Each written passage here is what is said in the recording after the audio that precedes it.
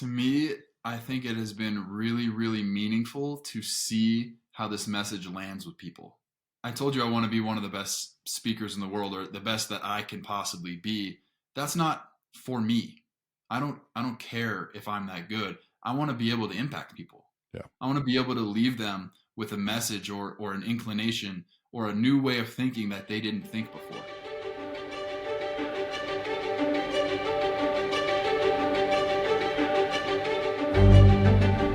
It's time to get inside your own head. Begin with the psychology behind your behaviors. Infuse it with an acute understanding of self-awareness, emotion, storytelling, body language, and more. Then look at it all through the lens of the latest neuroscience research, broken down to its most digestible form. And you've arrived. Enhanced messaging, deeper connection, heightened influence, and a greater impact on the world. Welcome to the Amplifii podcast with René Rodriguez. All right, welcome to the Amplifii podcast. Today's guest is somebody that I met recently through a dear friend, Gavin Ekstrom, and sent me a text message and said, "You got to meet this guy." His name is Ryan Lavarnway.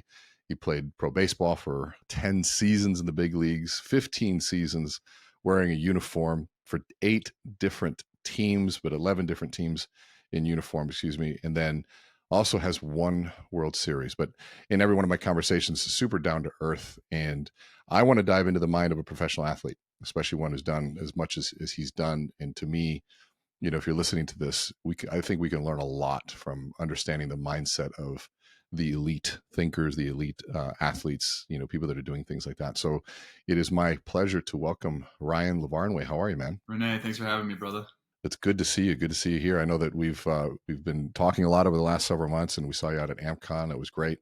And you now are doing public speaking and kind of sharing your message. You're an Israeli American athlete as well, which I thought was really cool. A cool story. But here's where I want to go. I want to get right into this because I've had the chance to work with all sorts of people, the elite on different areas, from the military to business and athletes. And to me, I learned so much from just listening and talking with professional athletes that have done this, because you guys are different and the intensity level of which you operate is something that those who don't and have never seen professional athletes function, it's something that is awe-inspiring.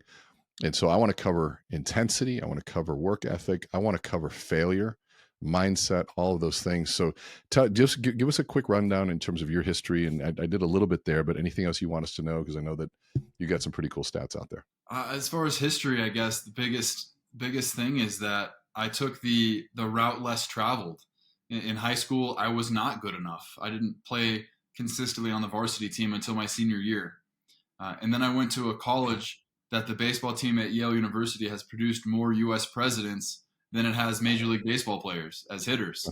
So I've always operated under the belief that if you want to accomplish your dreams, you just have to make sure you are good enough.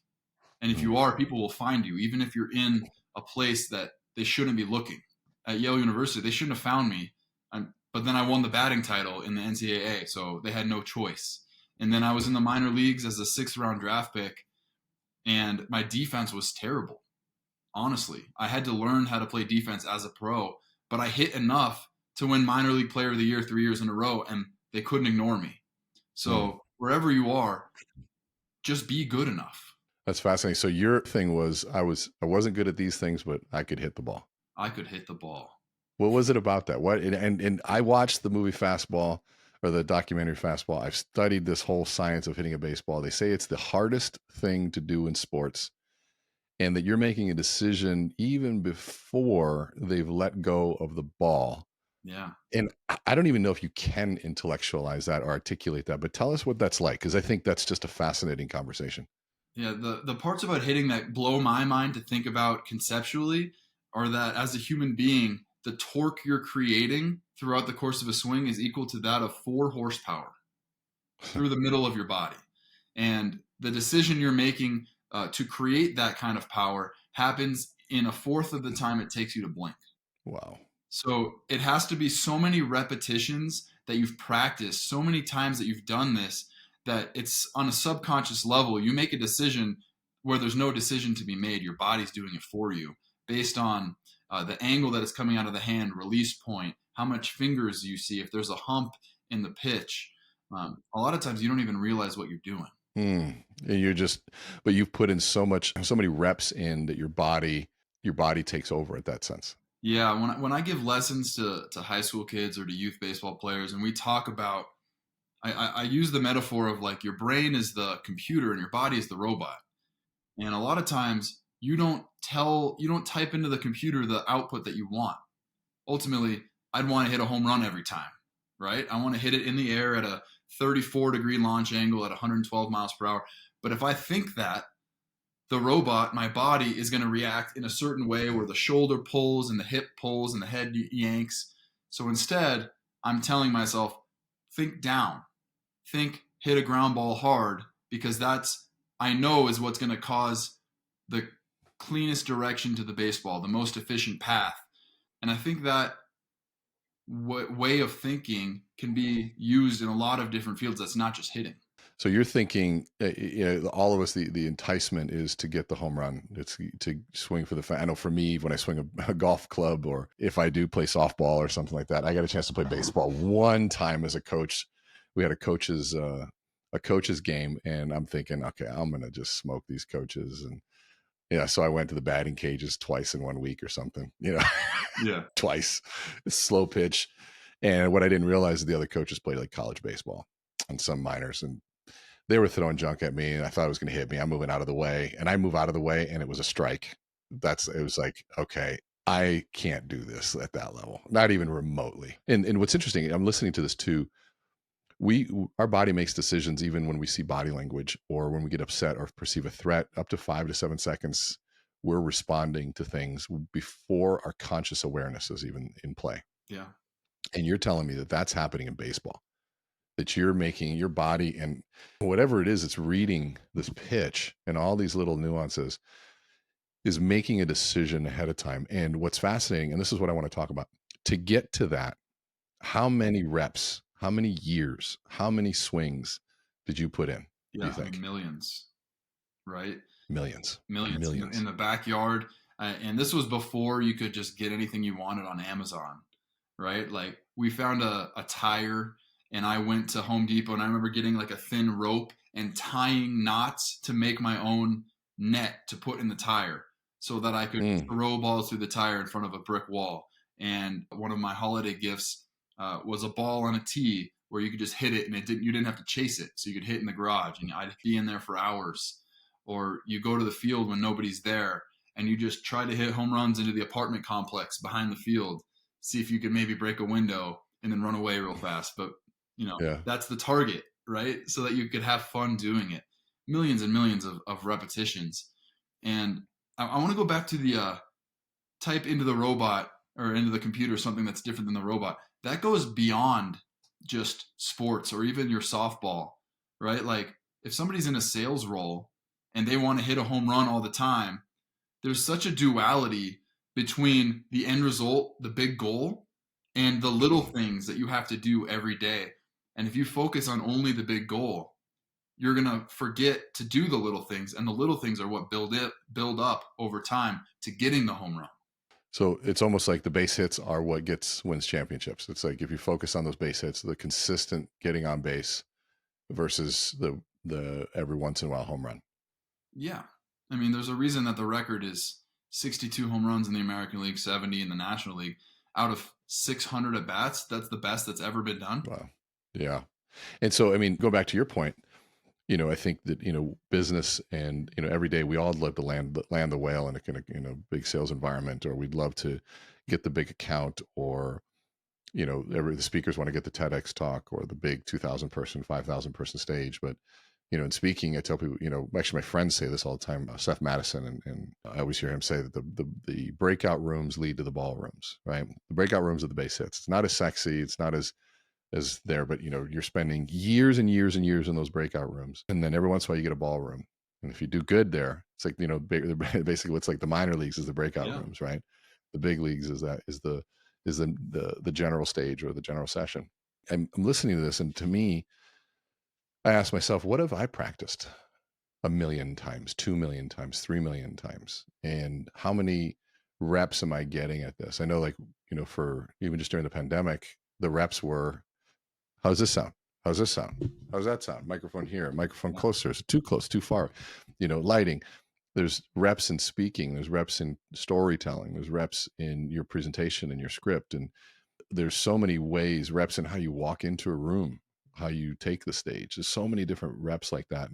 And would you say that applies in your life to more than just baseball? I mean, I know you were saying it before, but have you applied that to other things? Well, you have to.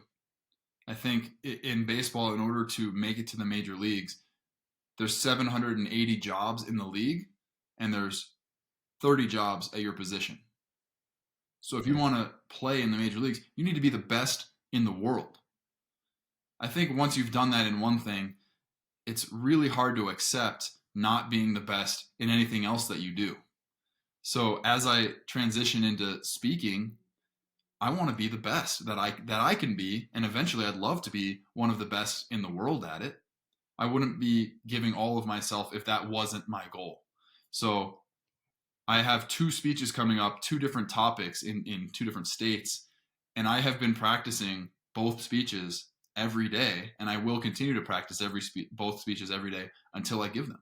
I love that. And so I was going to ask us, so do you want to be the best in the world at speaking? And you already answered that question. I listen to this, and I hope you're listening to this and saying, okay, so what's my goal? Am I trying to be the best in the world? And to me, that's what I want to be.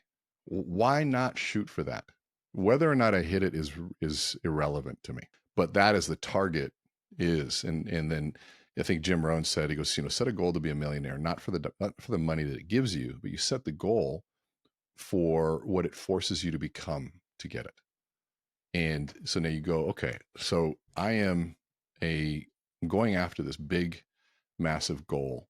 Who do I have to become to get it? And that's the win. I've seen people set massive goals and become a completely different person to fail, but still win because they became the person they needed to be. Yeah. I mean, that to me is powerful. So I want to talk about failure. I think if there's one sport that understands failure, it's baseball. I mean, if you're going to miss minimally 70% of your swings, is that what talk to me about just your look at failure? Because I mean, you're going to say you were fired. Well, you said fired 26 times from your job. I was fired basically 26 times from my dream job. I think maybe even a more apt analogy of failure is I think I had 152 professional home runs. Not all of them in the big leagues, for those of you that are going to fact check. Most of them were in the minor leagues. But I also had 977 strikeouts. Right? The ratio of success to failure leans heavily towards failure. And if you don't know how to fail and take it as a lesson learned, you're gonna be stuck in the failure.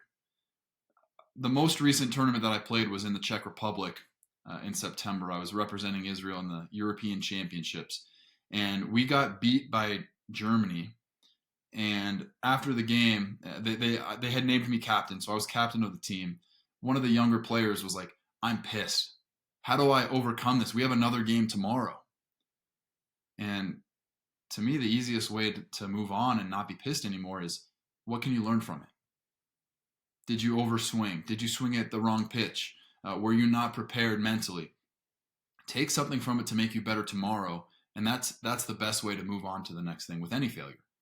It's so funny, and it's not even profound, but it's these things that get us past the stuff. It's not profound. These are things that we hear all the time, which is why I think we stop listening to them, because they become cliche. And I go, oh yeah, I heard that before, but what do I really do? Well, that's what you actually do. I always use the analogy. You go to a trainer and you want to lose weight, and they go, okay, well, it's going to see what you're eating and how you're exercising. I tried that last year. Let's try something new. There really isn't anything new to that. And, but I love that you're saying, well, one, can I learn from it? And there's 2 ways I think people look at that. One is a coping strategy. The other as a strategy. Yeah. To get better. I can use that and say to myself, well, at least I learned something just to feel better. But I think the elite performer doesn't give a crap how they feel. What did I learn so I can do this next time? They're pulling from the past the value to put into practice now to make the future better. So it becomes an actual strategy versus a coping method. Yeah, one of my favorite quotes. I always botch it, but I love the sentiment. Is that once your mind expands, that's the new normal. You can never go back to the former way of thinking. Once a mind is stretched by a new idea, it will never regain its original shape. I think it was That's what it Oliver is. Wendell Holmes. Great quote. And tell me, Yeah. how do you apply that? What does that mean to you? Baseball and sports. This is where baseball and sports is a poor example because you're always going to fail. You're always going to repeat the same failures. You cannot grow like other fields where you get 10 years experience. You continue to get better and better and better. Sports, unfortunately, at 36 years old, I'm ancient. I'm old news now. So I'm moving into the next thing. But in all of the new endeavors that I have, as I learn lessons, the hope is that you don't need to learn that lesson the hard way again. You've learned that lesson. You take that as a scar, as a badge of honor. You've grown.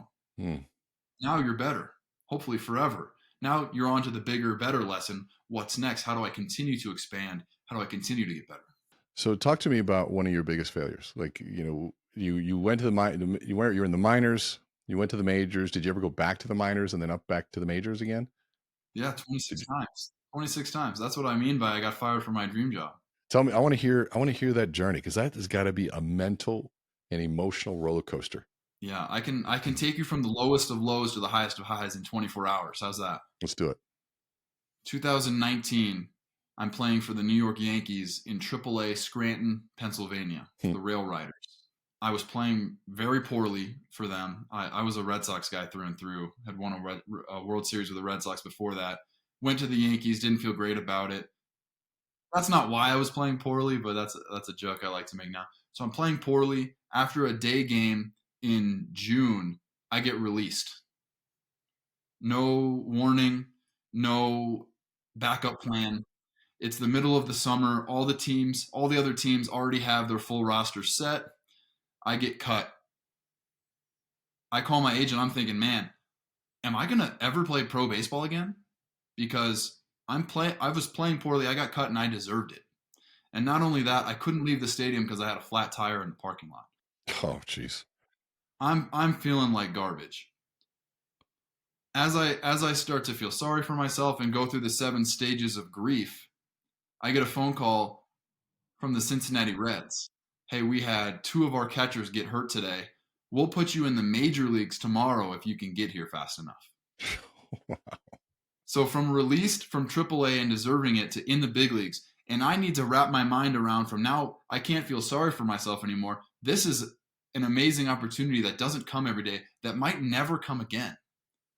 And I was able to wrap my mind around it. I go out and I broke the Cincinnati Reds franchise record for most RBIs in a team debut and had the best game for a catcher since Johnny Bench in the 1970s. Jeez, dude. Wow. I love that. Here's what I love. And if you're listening to this, let's see if you caught it. I called my agent. I said I got released. I played bad, so I actually deserved it. I mean, you owned it and you dealt in truth versus victim. And do you believe that is by owning that failure, owning your poor play during that time, is what helped you also turn it around? I think so. I think making excuses will never move the needle for you in your life in anything. But taking ownership of your failures will allow you to then take ownership of your successes as well. I also think that the most elite performers that I've ever been around, they see their failure as temporary, as something that is not a part of who they are, but something that they did, and they see their successes as part of them. Their successes are more permanent. So they relate and they sit in their successes and they take ownership, but then let go of the failure. Did you ever read Martin Seligman? No. You just outlined his theories for optimism and pessimism, and he talks about the optimist is their failures are temporary, but their wins are pervasive. You literally just nailed his learned optimism model for how optimists and pessimists think, and they also own it. It's under their control, but their losses not under my control. And so it's really fascinating how the mindset of that. And so here you were, you get cut, played like crap, and you deserve to get cut, but then the stars aligned and you pulled it together. Was there an underlying factor of saying, I know I played bad, but I know I can do better? Well, I always knew that. I always believed I could do better, even if Yeah. the evidence wasn't there. That started from high school. In high school, again, I didn't make the varsity team till my senior year. I knew there was more in me. It was all about getting to it.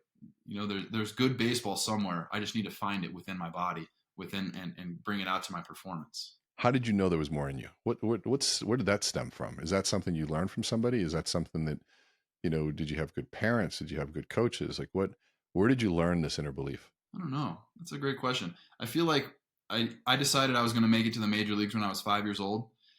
And I still remember the first We all time. say that though. Like I know, but I still yeah. remember the first time someone told me I was crazy, and it wasn't until college. And by that point, it was so ingrained in me that I was like, no, screw you. I am going to make it. So you didn't hear any crazy talk before then? No, I mean, I was allowed to live in this perhaps delusion where it became a reality. That's so cool. I remember the first time that dream was squashed was 6th grade by my guidance counselor, Mr. Rosgo. He's like, he goes, what do you want to be? I said, I want to be in the NBA. You're a dreamer, kid. I still remember it to this day. And I'm like, in my head, I'm like, screw him. I'm still going to do it. Not nearly the athleticism or height to do it. I mean, I was a good basketball player, but not like that. But that's wild. And so, I mean, it's you're saying you didn't hear anybody doubt you or question that line of thinking until you were in college. Who was the person that said that to you in college? Well, they might have questioned it before, but I just don't remember. I didn't actually give them any time of day. It was my roommate's parents in college, and I went to Yale that produced more U.S. presidents than baseball players. So Yeah. They were serious people, and they were like, no, seriously, what are you going to do? And I was like, seriously. It was almost practical, right? They're very practical, Yeah. which is, of course. Yeah. Well, the odds are it's pretty hard. So what's your real fallback position? And at that time, you're thinking there is no fallback. Yeah, and now that college roommate is writing speeches for the president. That's awesome. That's awesome. But in your mind, there's no fallback. This is the only way you burn the ships. Yeah, you know what? My favorite rapper as I was growing up was Will Smith. And his one line that stuck in my head more than any other line was, no plan B. It distracts from plan A. I don't even remember what song that's in. I'll have to Shazam it. There's Shazam, yeah, for sure. It's funny how many people I know that are successful that believe that. It's definitely not the safe route. No. The safe route to have that plan B just sitting there, and I think there's times for plan Bs. And I think there's intellectualizing a plan B and having a plan, but you emotionally don't have one. I think there's those pieces too of just saying you have to behave as if there's no plan B to really fully go all into something. Yeah. To go all into something. And so and I love what you said, excuses won't move the needle. Never. Yeah, I don't think I've ever seen an excuse get us very far. Okay, so now you won a World Series. What was that like?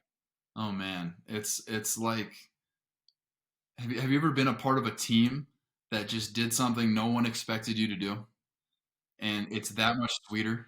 Yeah, we won the state championship, but that was in basketball, but not nearly the same. Yeah, no. So the Boston Red Sox team that won the World Series had lost 97 games the year before. It had been our worst season in over 2 decades. And the media was all over us. We were a disaster. It was the chicken and beer collapse the year before that. And we just decided enough is enough. I still remember the first day of spring training, I met a new teammate. I said, how you doing? And he said, I'm great. I'm one day closer to the World Series parade. And we talked about our goal every day. We told them the manual scoreboard at Fenway Park where you hang who's in first place, who's in second place in the record. You don't need to hang our thing. Just paint it on the wall because no one's coming for us. Where did that start? I mean, how did that happen? You go from 97 losses to a new mindset. Was it a coach? Was it a decision? Was it new personnel? What was the deciding factor here? What made the change? Yeah, there was a new manager, leadership change. More than that, I would say there was player leadership that changed. There was 2 new players that came in that had been on other teams that weren't Hall of Fame players. Yeah, they were solid league, maybe above average players, maybe, but leadership in the clubhouse, ownership every single day. We hold ourselves to our standards. Who were those players? It's Johnny Gomes, Ryan Dempster, Mike Napoli. Grinders. Just grinders. They played hard and they grew manly beards. And they just pushed. Yeah. What was it about them? I mean, did they inspire you too? It was get on the boat or get off the boat kind of mentality. This is what we're doing, this is where we're going, and this is how we're doing it. And if you're not on board, get out. Did you have big egos on the team? There were no egos on that team. Isn't that beautiful? No egos. Everybody's pulling on the same rope in the same direction. Isn't that great when you get hyper talented people that set their egos aside? Yeah. To come together. There is very few things that feel that good. There was that Drake song became our theme song, and there's something about having a common enemy or a common doubt that creates a common chip on your shoulder. Yeah. That really, really just takes you to the next level as a team. And that Drake song was started from the bottom. Now we're here. Yeah. Well, I mean, every day that played as we took the field. You were at the bottom. We were literally. Let's go back to, and I kind of want to, because there's so many questions that I have, like I try to like derive what I'm getting out of this. Was you said player leadership. So it wasn't some magical new manager, but yet a manager that allows and allows for the room for the players to lead. But you mentioned 3 names or 4 names? 3 names. I don't know who they are. I'm sure if you're a baseball fan, you know who they are, but you all know who they are, who they were, and you all respected them. And these gentlemen led, and they led by example. You said they're grinders. So they were dirty. They were gritty. They got their hands dirty. And the power of that leadership, you got to ask yourself, in the business you're in, who are the player leaders that are on your team? Are you one of them? And I always say, if you don't see them, that might be your turn to step up. That might be because you're the one that people are waiting for. And that's a powerful concept. People always wait for the cavalry to come save them, but I always say the cavalry is not coming, because the cavalry is here. It's you, but you may just have forgotten what your role is. And that, I love that. I think that's so much better than having some franchise player come in and turn things around. But you found some true, gritty, real leaders that drew the best out of everybody there. On bad teams, the coach sets the standards. On good teams, there's a couple player leaders that set the standards. But on great teams, everybody lives the standards. It's not an option. If you want to be part of this team, this is how you live. This is how you play. This is how you work. I love that. That's how that team was. So Ryan, so now you've had this incredible career. You played in the Olympics too. Is that correct? That's right. I mean, that's super exciting. And you represented Israel, right? And I know that, playing overseas, playing in the minors, doing all this stuff now, and you're not even old, but you're old for a baseball player. You're 37 years old now? 36. 36. And now you're entering this new world. You're a keynote speaker. You're getting your big stages. You're getting, your talks and everything. How has that transition been for you? To me, I think it has been really, really meaningful to see how this message lands with people. I told you I want to be one of the best speakers in the world, or the best that I can possibly be. That's not for me. I don't care if I'm that good. I want to be able to impact people. Yeah. I want to be able to leave them with a message or an inclination or a new way of thinking that they didn't think before. The same way that the coaches have taught me great lessons that impacted my life and helped me take my career to the next level. I want to give those lessons to people and help them. That's what I ultimately want to do. I love, it's not about you. And that's one of the things I tell people all the time is when you're learning to speak, there's an inherent pull to be impressive, because nobody wants to not be impressive on stage. But the moment we give into that need to impress, we become very focused and centered on ourselves, and we lose sight of the reality that we're there to serve. They have choices on how they spend their time. They're choosing to spend it with us. How do we give them the maximum benefit and value? Just to be able to implement that, I think is a huge plus for you. And I think the world needs a message like yours. We need those that were good in something coming back and saying, here's what we did because usually somebody who's really good at something is going to be in that for the rest of their life. But a professional athlete gets to take that experience and say, here's a second half, or here's a second chapter. And I get to share the mindset. I get to share the journey, the struggle, the suffering, and apply it towards, whether it be business, life, teaching, whatever, all the different areas that you get a chance to apply it in. I think that's exciting, my friend. And I think the world is going to be better having you out there speaking. So Ryan, as we wrap it up, what do you want to leave the audience with here? And what message do you want to send? For me, the biggest mindset shift was a mode of self-interrogation. If you come up to an obstacle and you think you can't do something, or you think you can't be someone, why not? Right? If you think somebody else could do it better, why not you? If you think you have a goal in mind, why not more? If your team is in a tough competition, or there's a lot of people around you that are vying for the same thing, but you buy into why not us, you're going to win. And if you're waiting for the right time to start, why not right now? So the power of why not. I like that. Almost instead of asking why am I the one? Well, why not? Prove me wrong. I told you there's a lot of power in having a common chip on your shoulder, a common doubt to rally against. Common enemy unites the people. Yeah, that's powerful. Well, Ryan, I got to tell you, it's been a pleasure, and I know we're going to be talking a lot more in the just going forward. I think you've got an amazing message and great energy about you, and I think the speaker world is going to be a much better place with you in it. What's the best way for people to get a hold of you? I know we got your make sure you follow Ryan. It's R Lavarnway, Lavarnway, R Lavarnway on Instagram, and stay tuned. He's got a new website that's going to be coming out. You've got a teamwork, trust and teamwork workshop, team building workshop that you're going to be creating that you've already launched. It's been highly successful. And so keep your eye on Ryan. He's going to be doing some really cool things. He's only just getting started. But any other ways that people can get a hold of you? Yeah, look out for RyanLavarnway.com coming soon. My kids' book is out. If you're looking for a holiday gift, it's called Baseball and Belonging. You can find it on Amazon. But otherwise, I'm easy to find. Ryan Lavarnway. Baseball and Belonging. We'll put that in the notes as well. Ryan, thanks again for your time, my friend. And I'm excited to watch your career continue to flourish and watch you on the path to becoming the greatest speaker of all time, my friend. Thank you, brother. Good to see you, buddy. Thank you all for tuning in. If you like this episode, please like, share, subscribe, all the basic stuff, and help us share this message. We're here to help grow, not only influence, but affect people's mindset, help them navigate the realities of life. And so if you've got value out of this, please share it with everyone you know. And again, this is the Amplifii podcast, and we'll see you next time.